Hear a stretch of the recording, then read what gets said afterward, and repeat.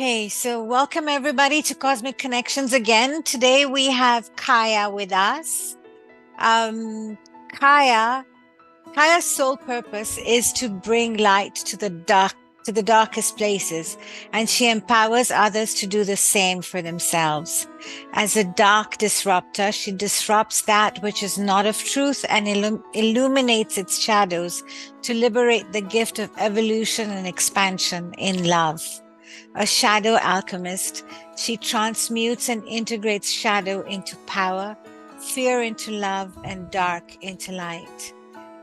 And the light language encoder, she facilitates the clearing, rewiring, fine-tuning, and upgrades of frequencies, and reawakens, activates, anchors dormant codes of excellence found within your difference. So that's Kaya in a nutshell. So Kaya, tell us a little bit about yourself, your journey, what you've been through to get to this point in time. Well, first of all, thank you very much for having me on your show. It's an honor and a pleasure to be here. My journey began quite early. At the age of 16, something happened and I could no longer fit into the school curriculum. There was something that just wasn't sitting right with me. I was not in alignment at all with what I was being taught. It just didn't make any sense. Math or history, none of it made any sense. But I was forced to finish, obviously. But something internal changed at that point. And when I left high school, I ended up doing something called fashion marketing and merchandising, just because I had no idea what I wanted to do with my life. And during that time, a friend gave me a book called The Tibetan Book of Living and Dying by Sogyal Rinpoche. And I was very much in depression. I didn't know I was in depression, but I was in depression, very much in suffering. I was riddled with anxiety and panic attacks, etc. So when I came across this book, it just made sense that we are here in a space of suffering, but that there is a way of getting out. And so it became my goal to go and meet the Dalai Lama. I had never met or heard of Buddhism before this book. And so I had to go and meet this Dalai Lama. And so I quit my job at the time. And 3 months later, I found myself in Macloyd Ganj.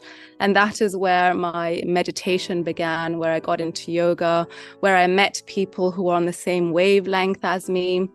And I started to come out of my shell at that time. That was around the age of 21. But it's not until COVID that I really went deep into my shadow work. I didn't even know what shadow work was until Corona. And so that's where what I teach came from, the shadow work and the shadow alchemy. Having learned how to do it for myself, now I can do it for others and teach others how to do it for themselves. And so it's really been a journey of ups and downs and a lot of wanting to no longer be here until I found my home within. Okay, so when you talk about shadow work, for those of us who don't know what that is, tell us a little bit about that. So we are made up of our shadow aspect and the truth of who we really are. And our shadow aspect is the part of us we tend to shy away from or avoid or not want to look at or are in shame about or in guilt about. And so we tend to put that behind us and think it's unimportant and an inconvenience.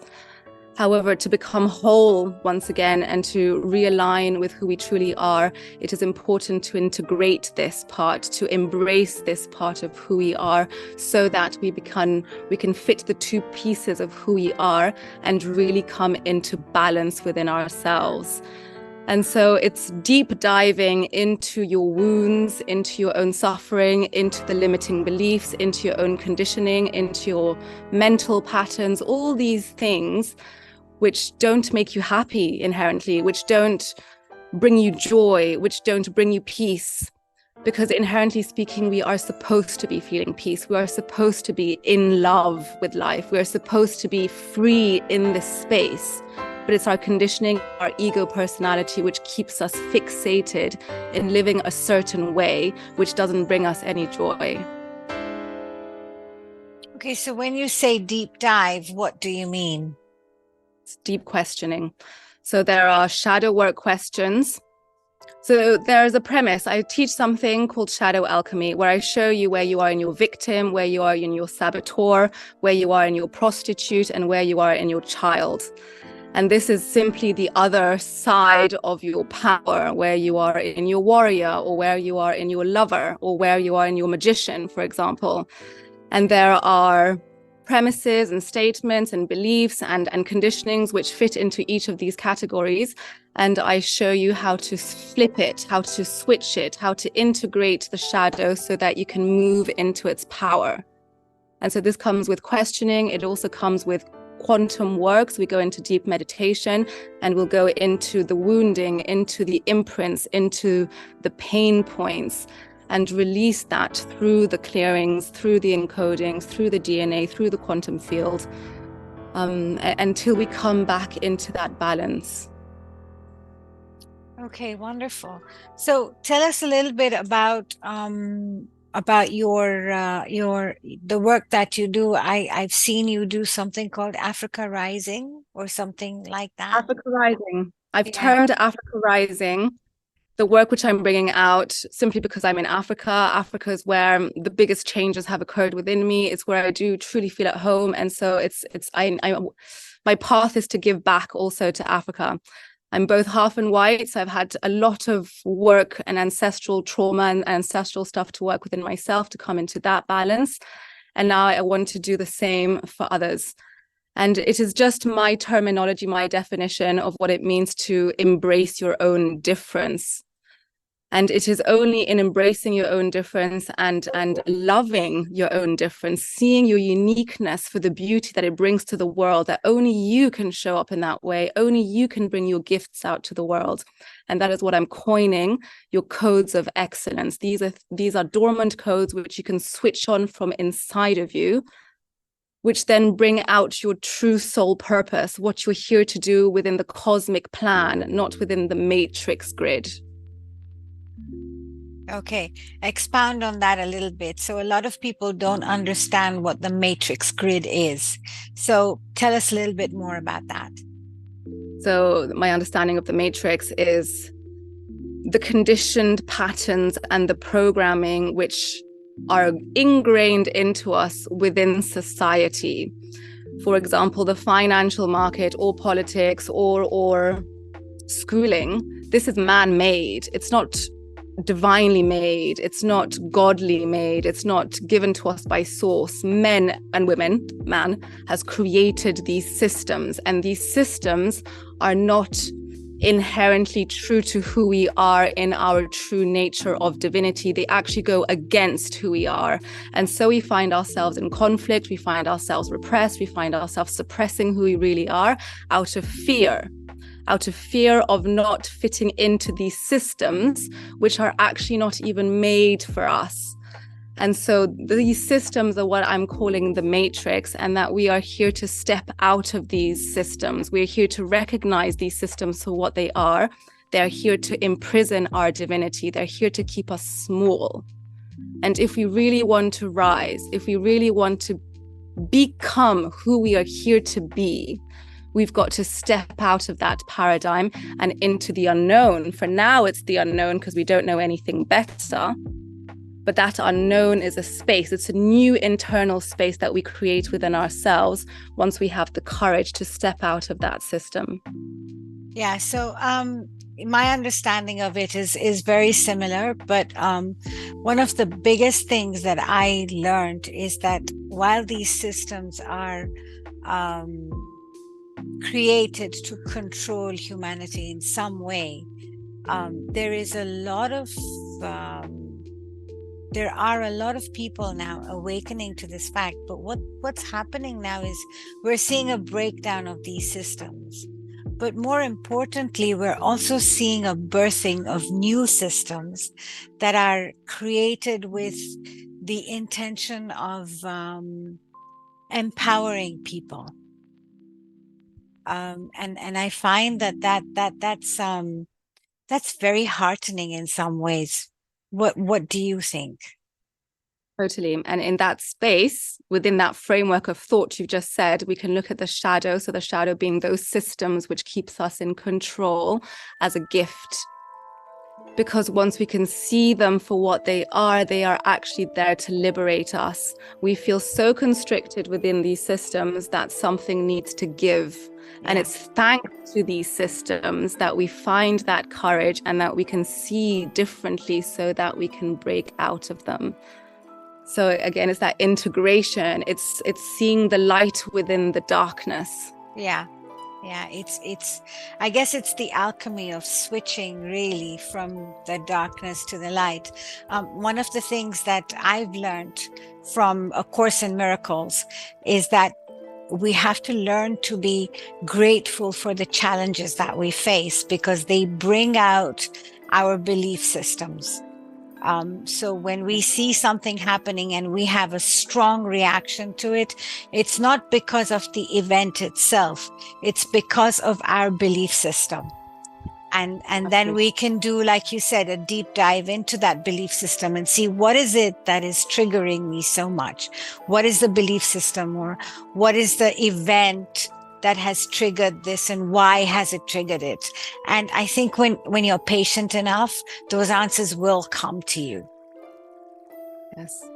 Yes, absolutely. And the lack of patience is the lack of love. So we're not giving ourselves love when we're being impatient with ourselves. Yes, I agree. I think love is such a difficult thing to define, because the way modern society defines love is very different from the way that spirituality, for a lack of a better word, defines it. So tell me what your concept of love is. So I term it universal love or cosmic love, the bigger love that we're talking about here. And this is the acceptance, the full acceptance of who we are in every single moment of now, no matter how we feel, no matter how we're acting, no matter how we're behaving. It is about that full acceptance so that we can see ourselves fully in the light. That is true love, doing that for ourselves first so we can do it for another. And in that space of acceptance, newness can emerge, something new can be birthed, new possibilities can open up to us. Whereas the small love, the love on the matrix field, this is a love which needs something for the other, requires something from the other for me to even be able to love you. And that's not unconditional at all. It's not universal. It's not cosmic. It's very little-minded. Yeah. So just to pivot a little bit, what is your journey with the light language? I'm very curious to know. Light language. So my biggest wound actually was speaking. Deep fear around expression, deep fear about being seen, deep fear around simply being myself in my full, in my expression just generally. And this comes from childhood trauma, of course, being told to shut up and all these things. In 2021, my sister, through her body work, she does something called realignment therapy. She was working on my body and some energy shifted. I could feel it physically in my body. And that day, sounds started just emitting from me. And it felt more like ouch and pain sounds, like the energy was being released from me. And a couple of weeks later from that, again, she was working somewhere up here on my head. We were outside, it was nighttime, and suddenly I jumped out of my seat and a whole new language was just coming out of me. It's like my personality, my I moved backwards and something new was emerging from here in front. But I wasn't lost, I was very present. But this was the first time channeling, the first time my sister had seen anything like this before. Wow. And she's normally my anchor point. She's normally my rock. You know, my sister is not the one who's afraid normally. And I saw the fear in her eyes when you know, I was just going on and on and on. Like this message was so important that it be anchored into the grid. And she happened to be the receptor and she wasn't getting it. And so there was a lot of like, not frustration, but angst in getting this message across. Resistance. And exactly. And so I saw the fear in her eyes. And in that moment, Una came out, and Una's one of my teachers. And she's the one who helped me move out of shame and into joy. And she also does a lot of work with the cosmos and the ETs, etc. And so her name popped out from the channeling, and my sister called Una. It was 10 o'clock at night. She happened to still be open, to still be awake, and she managed to receive the message. And suddenly I was able to calm down, and then it lasted until 4 o'clock in the morning, just spewing this language. And interestingly, when I was coming back to myself, when I was coming back to this reality, coming back to Kaya, English had completely disappeared. I could not get a single word of English out. Kiswahili came through. I'm not very good at Kiswahili. French came through. I'm fluent in French. But the English was just completely lost to me. And that kind of confirmed something I had heard before, that English is actually a very low vibrational language. And this is why they use spellings and cursing. It's actually a language which spells, which casts spells if we're not careful of what we're saying. And so that was eye-opening for me. And since then, I was still, afraid and embarrassed of what this gift was. And so I kept it very much to myself for 2 years now, until recently, where my guides told me it's time now. And so now I've been more active with it and sharing it publicly. I was part of your 30-day abundance offering, and that for me was really incredible. So can you tell me a little bit about that? Abundance. So the message was 2024 is around the corner, and it, numerologically speaking, it's the number of 8, which is all about abundance and freedom and personal power.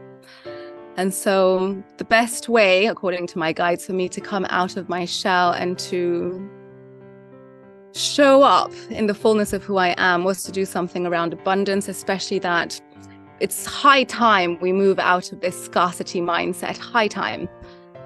And to align our energy with this year, which is coming up, the light language of abundance was what was offered.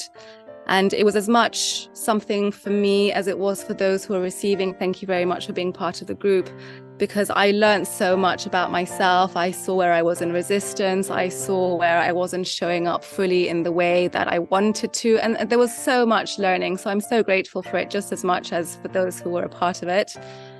And so now I'm just doing what the guides are telling me, following through. That's awesome. So when you say that you speak with your guides, is it a verbal, do you hear them, or how does it work?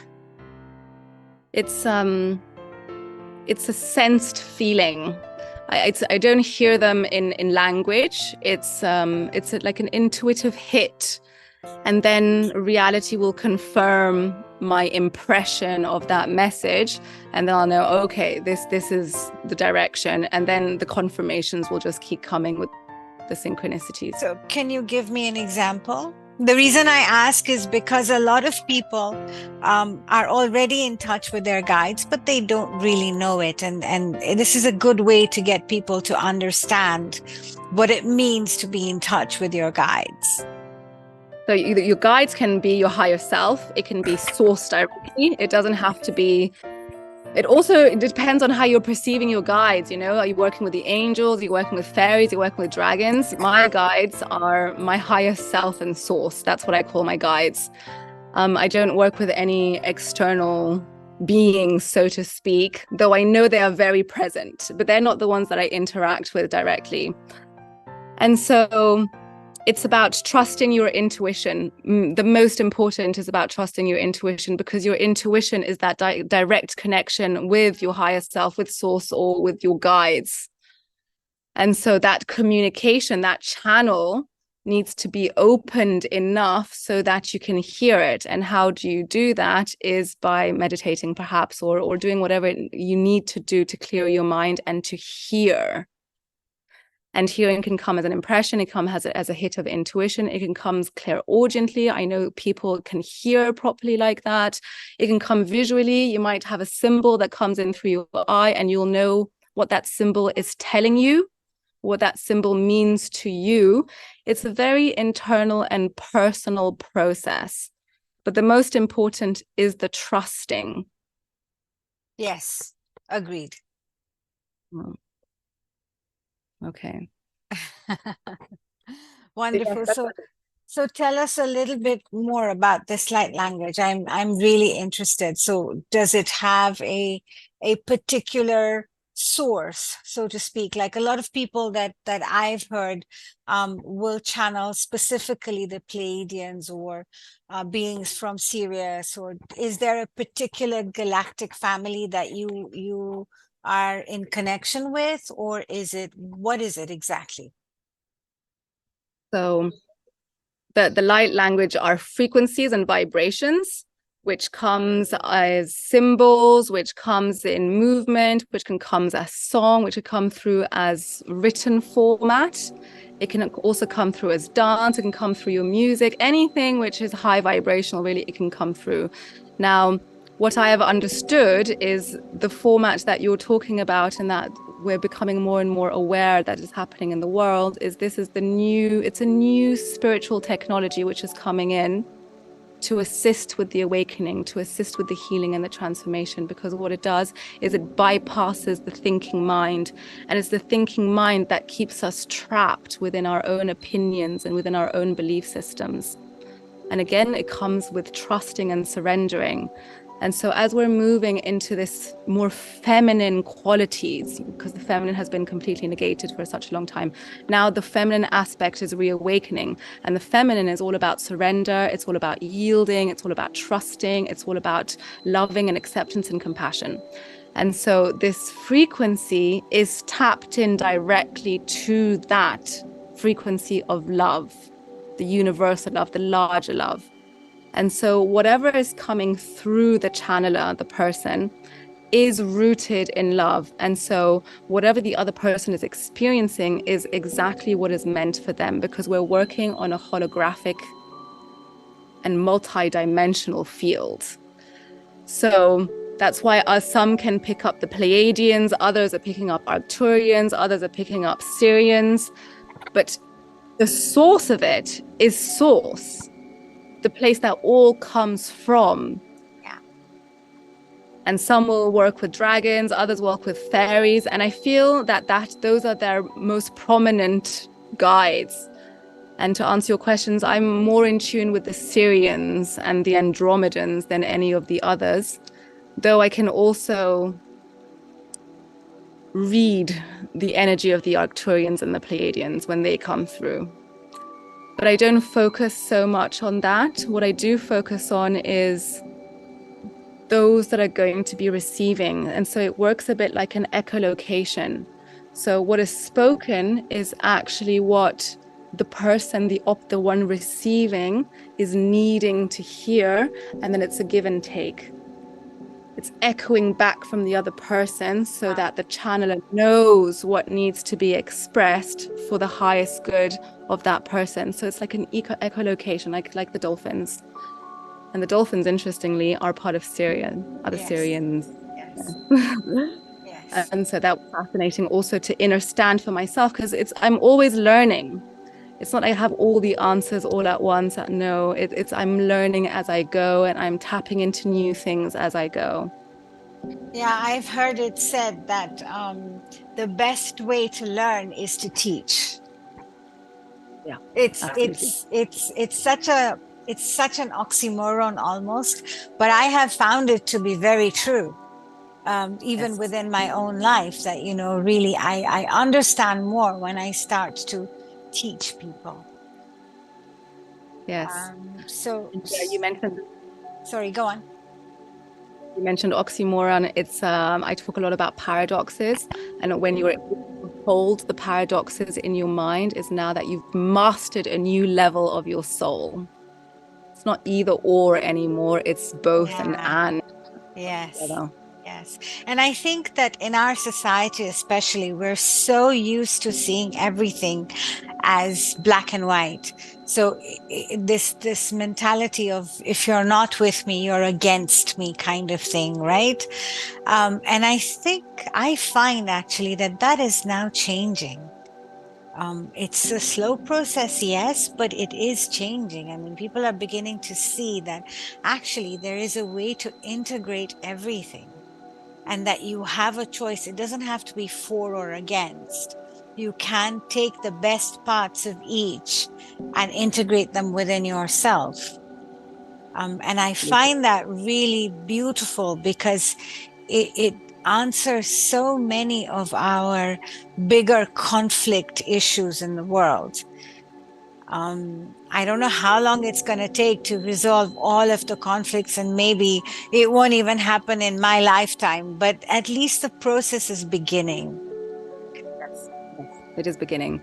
And this is coming back into union once again. It's this thing, the connecting, the masculine, the feminine, the yin and the yang, so above, so below, the union from within, calling back all those fragmented parts of our souls which haven't been integrated. Yeah. So talk to us a little bit more about how the light language actually works on the people that you give the light language to. So I the mean, code in a very grounded, physical way, you know, in a way that that people can understand. So the world, reality is made of frequencies, is made of vibration, and the light language is a vibration which can tune or rewire or upgrade the frequencies which you have within yourself. Those frequencies are emotional, they're mental, they're physical, they're energetical imprints which you find within yourself, which is what makes you who you are. Now, what the light language does is it comes in and will work on what needs to be worked multi-dimensionally. So if it needs to be worked on the emotional space, it will work on the emotional space. If it needs to work on the physical, it'll work on the physical. If it needs to work on the ancestral line, it will work on the ancestral line. If it needs to work on something physical within your body, like your liver, it will work on that liver. And so you can direct the light language, give it a direction, what you want it to do, or you can leave it open for source to transmit or to channel whatever it needs in that moment. I don't know if that is a grounded way of explaining it. I'm not sure. And so what is the change doesn't have to happen immediately. The codes may sit there for a while until you are ready for that code to be released within your system. And so you might not feel anything in the moment of hearing the light language, but in the evening you might feel something, or when you've gone to bed, or the next morning, or 2 weeks down the line, something will shift and you'll recognize it had something to do with that light language. So during the transmission, you'll have your own experience, whether it's memories that come up, or whether it's sensations, or whether it's resistance, or whether it's a belief, or whether it's something that you want for yourself, whatever it is, it's working within your energetical field to rebalance so that you can come back into wholeness. I keep talking about this thing of wholeness. So you can come back home to yourself, so you can wake up to the greater aspects that make up who you are. So you can activate purpose. Yeah, so what I'm hearing is that the light language sort of helps you to find joy in whatever it is that you're finding joy, but in that finding joy you must also release whatever is not serving you. You must be willing to do that, but I think also you must be willing to do the work. Yes. That I think is really important, because it's not just going to happen. You have to be, first of all, willing, and second, you have to be willing to do the work. But you also have to become the watcher of your own space and see what is coming up for you. Sort of become the observer of all of the things that are going on within your mind-body complex. And that's not always an easy thing to do, given that we live such busy lives. So what would you recommend that people do to become more aware of their own energies? Meditate. It's really the answer. We, as you've rightly said, such busy lives, our mind is all over the place and is not focused. It's very difficult now for the mind to focus within that paradigm of society. And meditation brings your awareness back to this present moment so that you can observe your thoughts and your feelings and whatever is going on without you. But without that practice of meditation, it's very difficult to be aware of yourself. You cannot see yourself because you're lost in the noise, you're lost in the chaos. And the meditation will quieten that chaos so that you can see. That's my first point. And my second point, I work a lot with fasting. Fasting has really been a huge tool for me because we're all addicted to food. And we have been taught wrongly that we're supposed to be eating 3 meals a day, etc. It's actually hindering us from becoming light enough so that our channels can open and so we can hear and we can see, because we're bogged down by all of the food and the chemicals and the sugar, blah, blah, blah, blah, blah, blah. And it literally closes us off. So our third eye switches down, it closes off with all of these chemicals running through our systems. And so fasting is also a tool which I use on a regular basis to also show me where if I'm still in addiction of anything. That's beautiful.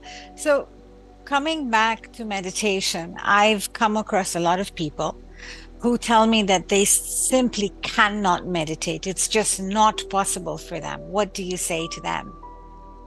Can you breathe? If you can breathe, you can meditate. Because in that moment, just focus on your breath. Really focus on your breath coming in and out. Choose one point that you want to focus on, whether it's the bottom of your nose or inside your chest, or the feeling that you have in your chest cavity as the breath is passing through, or your diaphragm moving up and down. Choose one point and focus on that. That is meditation. Your mind will move, you'll get uncomfortable, all sorts of things will happen mentally. Your job is to come back to your breath. That is the only thing you are to do, is to keep coming back to your breath, keep coming back to your breath. And at one point, your mind will let go of that incessant need to continue thinking and being in judgment, and will finally relax so that you can be with your breath. I think one of the biggest things is consistency. Because nothing will happen the first day you do it, right? I mean, it takes time and it takes practice. And I think, again, as with anything, if you want to reap the rewards, you have to put in the time and the effort. You have to be willing to do the work. And I think that has been one of my biggest takeaways in pursuing this path, is you have to do the work. Because you have to heal yourself in order for you to heal other people. Exactly. You've got to clear and to cleanse and to release all of that patterning and conditioning so that you can move into a new space, a space that you actually want to be in. But you cannot get there without passing first through your suffering, without first going through the dark night of the soul. Yeah, and I think that dark night of the soul can be very scary. For a lot of people. So do you want to talk a little bit about your dark night of the soul? I think my dark night of the soul was a dark night of my life. Really. And until I learned, because I really did need to learn and understand and understand what compassion is. Without the compassion, I was forever in a dark night of the soul, because I was not able to be gentle with myself, to be soft with myself, to be tender with myself. All of these feminine qualities, I was also brought up by my father. I didn't have a feminine nurturer person in my life at all. So that was really hammered into me, that way of being, but it's also the patriarchal system. And so without that compassion, without the nurturing, without the acceptance of self, I was forever in my dark night of the soul, because the overwhelm and the nervousness and the anxiety and the disruption and the interference and the confliction and the confusion, all of that is part of the dark night of the soul. It's like incessantly going on and on within us. And once we come out of it, now we can be at peace. Now we can recognize or know how to get into peace. and know how to maintain that peace and do the inner work to keep that peace within us. So it's through the compassion, through the lens of compassion. And what I've learned about compassion is being compassionate is actually seeing God within another. Yes. It's connecting to within human being, and it's one of the most brightest, most powerfulest frequencies which we've forgotten, which we put behind us. It's tied very much with grace also. Yes. And these are qualities which we've totally put under a rock somewhere, don't think about. And you can say compassion, you know, the Dalai Lama goes on and on about compassion, but I wasn't getting it until I got it. Yeah. I know exactly what you mean, because you, like you said, you don't get it until you do. And it's very difficult to explain it because it is such a personal experience for everyone. It's this idea of being in love with yourself. That is something that I think we all struggle with, even people who are on the spiritual path, because the conditioning is so deep. This idea of sacrifice being a good thing is such a deep conditioning that everyone struggles with it, you know, this concept of self-love. But once you get it, you really do get it. Yes. I love that you brought up the word sacrifice, the term sacrifice, because recently I did a whole alchemy with the word sacrifice. Sacrifice your requirement to needing to be in control. That is what I've switched that around. Then the word sacrifice makes sense, because once you let go of your need of being in control, now you're in detachment. Now you can celebrate life for what it is, just for the sake of celebrating life. So I love that you brought that up. Yes, thank you. So, Kaya, are there any last words that you would like to share, or anything else that you would like to share with everybody? Last bit, I think, is what you've just mentioned. Even those on the spiritual path have difficulty with self-love. And this has got to do with valuing self and seeing your own worth. And if we are still seeing ourselves with low worth, low self-esteem, where we're not going to be able to move up that spiral into self-love. So it's first understanding who you truly are and who you're here to be, which is a divine being in human form. Accept that and then move from that place. Okay, beautiful. Where can people find you? You can find me on Instagram, Light Codes by Kaya, or my website, africanexcellence.com. Beautiful. And or my YouTube. Yes. And would you now offer some light language for anybody who's watching this at some point in the future? Yes, I would love to do that. That'd be great. Thank you.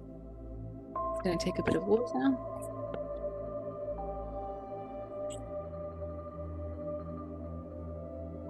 Okay. I'm going to ask you to please close your eyes. To receive the light language, you simply need to be open to it. You can give yourself an internal yes. And you can either keep your eyes closed or open to receive them. This is really up to you. There is no right or wrong, but we're going to begin with closing our eyes, so we can bring our awareness back to our internal landscape, to what is going on within us. And within this space, I'm going to ask you to please take a couple of deep inhalations, exhaling with a ha.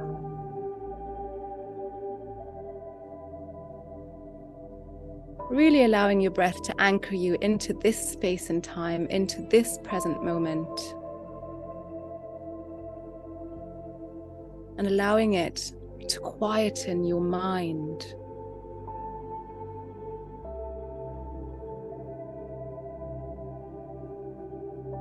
Antalau kurus salau kurai shalaman talau kurai salaku mantalaida.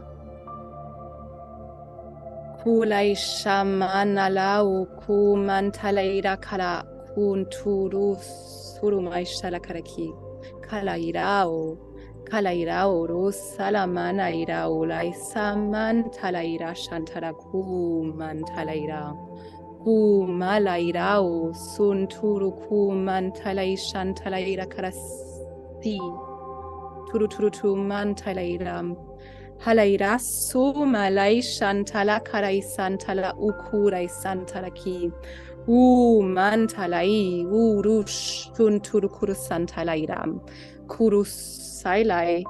Kuru salamana uru salamana ira kalai santala Kantalaishan. Kantalairai santala ukuru santalairai santalaira manaira manaira manaira. There is nothing inside of you that is not worthy of love and of reverence. Kantalauru shunturu sampantalaira karai santala kuru sumantalaishan. Palai santala mantalai shantala kuru sunturu kurukum. Kalai santala ukurai santala irai santala ukuru sunturukum. Tanta ukuru sunturu sunturai santala ira karaki. Tu mantala ira kala ukuru santala ira karashun. There is nothing inside of you that is unforgivable. Anta ku palaira karasintala urushun turukuru santalai. Halaulai santala ururururu. Halaira kalai santala ukuru sunturu kuru kuru kuru kum. You step into universal love by forgiving yourself. Antala kurai shantala karakirai santala ukuru santala ki. Halaira karashun turukurusun. Halaira sala ukurai mantalaira karasalaira karakurushun turukurukum. Tantaira. Halai santara urushun. Halai santara irai santara mantalaira karashin. Tirai santara ukurusun tu mantalaira karaki. Unturu kurusuntu mantalaira karakiraki. Turai santala irao airam. Halai santala urusunturu kurushantala irao. Mantala ira. Halaira santala urusuntu mantala ira. Open yourself up more into trusting life. Halai santala urushun turu kurusan tailaira kala urusun. Hala urusun turu kurushun turu kalaira karaki. Hala mantalaira. Hala mantaira kara santala uru kurush.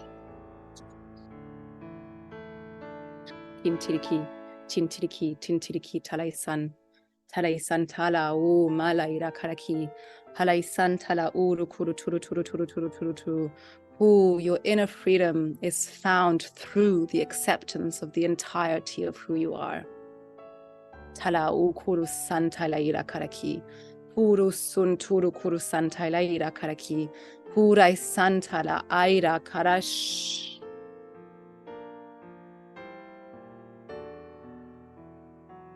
Halai santala uru kuru sunturu turu ulai santala uru shunturu kurukum. Halai santala ukuru sunturu kurutu. Accept in the truth of your divinity. Kalau malaira san talaira karasan talau. Halai san talau kalai san hantala kurush shantala karaki. Furai san halairao lai san taraira shan. Hantala urusun turukuru saira karaki. Hantala urushun turukurusan. Kintala karaki turai santa kurai san. Turuku.